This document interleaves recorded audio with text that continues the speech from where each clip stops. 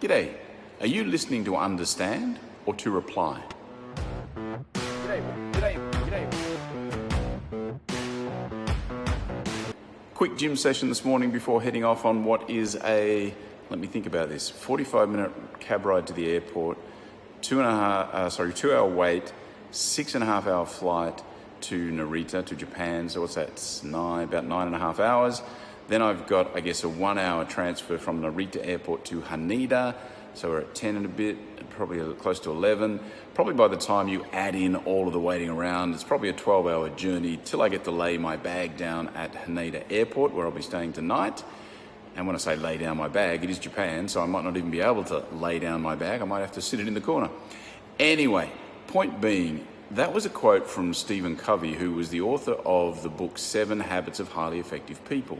Now, I'm not sure if that quote first appeared in his first book when it was published, which was in 1989, but if it did, that was well before the consumer internet and certainly long before the rise of social media and influencer that we have today.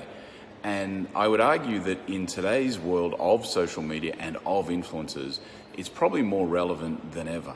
I mean, if you think about it, even when you're on LinkedIn, which is where I spend most of my time, as you're reading an article or a post, especially from someone who you want to get noticed or you'd like to notice you, you start reading an article, and then as soon as you come across something that you think you can add a meaningful conversation to, or add an interesting comment to, or perhaps add an attention-grabbing comment to, that's pretty much it. You kind of tune out, and all you're thinking about now for the rest of the article, even though you might be reading the article, is to actually think about how you can craft your reply.